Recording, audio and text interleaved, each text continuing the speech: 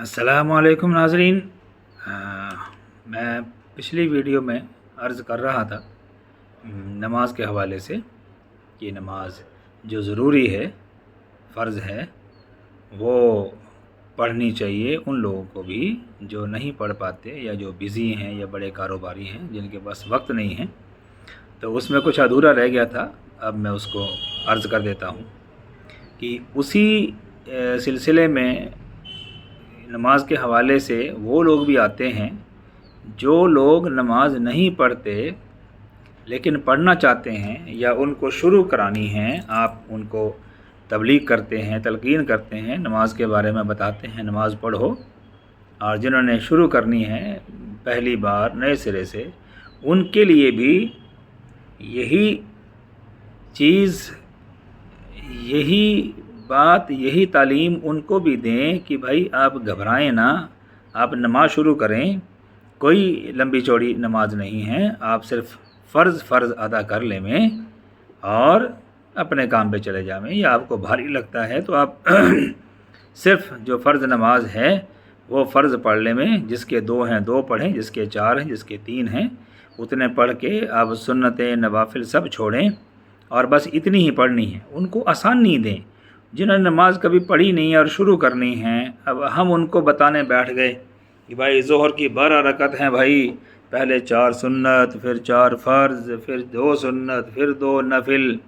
اسی طرح عشاء کی بتا رہے ہیں، پہلے 4 سنت پڑھنی ہے بھائی، پھر 4 فرض پڑھنے ہیں، پھر 2 سنت پڑھنی ہیں، پھر 2 نفل پڑھنے ہیں، پھر 3 وتر پڑھنے ہیں، پھر 2 نفل پڑھنے ہیں۔ بھائی اسے کیوں الجھا رہے ہو اتنے لمبے چوڑے کام میں؟ جس بیچارے نے شروع کرنی ہے ابھی نماز، اس کو آسان بتاؤ، اس کو بولو یار تو 4 رکعت فرض اور 3 رکعت فرض جو نمازوں میں ہیں وہ پڑھ لے اور چلا جایا کر، کوئی بات نہیں۔ آہستہ آہستہ اللہ اس کو توفیق دے گا، اس کی ہمت بنے گی، اس کا شوق بڑھے گا، اس کو ذوق ہوگا، اس کو عادت پڑے گی، اس کو اچھا لگے گا۔ تو پھر اس کو بتائیے 2-4 مہینے کے بعد کہ بھائی جب نماز پڑھتے ہی ہو تو یار 2 سنت بھی پڑھ لیا کرو۔ پھر کچھ دن کے بعد بتاؤ یار 4 سنت پہلے ہیں وہ بھی پڑھ لیا کر۔ تو اس طرح سے ان کو بیچاروں کو نماز کی عادت ڈالیں، شروع میں ہی ان کو 12-17 نہ بتائیں، صرف 4 اور 3 اور 2 ہی بتائیں تاکہ ان کو آسان لگے اور وہ نماز شروع کر سکیں۔ اچھا، اور میں نے عرض کیا تھا کہ مسجد میں آؤ اور 4 رکعت یا 2 رکعت یا 3 رکعت پڑھو اور نکل لو۔ اب سب لوگ تو مسجد میں نہیں آتے، یا ان کے پاس مسجد نہیں ہے، یا وہ مسجد میں نہیں آ سکتے، دور ہے، یا گاؤں میں ہیں، یا آفس میں ہیں۔ تو ان کے لیے کیا صورت ہے؟ ان کے لیے یہی ایک صورت ہے کہ بھائی آپ جہاں بھی ہو، گھر پر ہو، گھر میں پڑھ لو، وہی پڑھ لو، بس فرض پڑھ لو اور بس اپنا چھٹی کرو، اپنے کام پہ لگ جاؤ۔ دھیرے دھیرے آپ کو توفیق ہوگی، پھر آپ سنت نوافل پڑھ لینا۔ جو بندہ آفس میں ہے وہ اپنے آفس ہی میں پڑھ لے وے، 2-4 منٹ کی چھٹی لی یا یہاں وہاں باتھ روم کے بہانے گئے، جن کے لیے پابندی ہے یا اٹھ نہیں سکتے سیٹ سے، یا ان کو چھٹی نہیں ملتی نماز کے لیے، یا شرماتے ہیں کہنے سے کہ سر میرا نماز کا ٹائم ہوا ہے، میں نماز پڑھ لوں 5 منٹ کے لیے۔ کوئی منع نہیں کرتا ہے، کوئی منع نہیں کرتا، کوئی بھی ہو، کیسا بھی ہو، آپ کو نماز کے لیے کوئی منع نہیں کرتا بھائی۔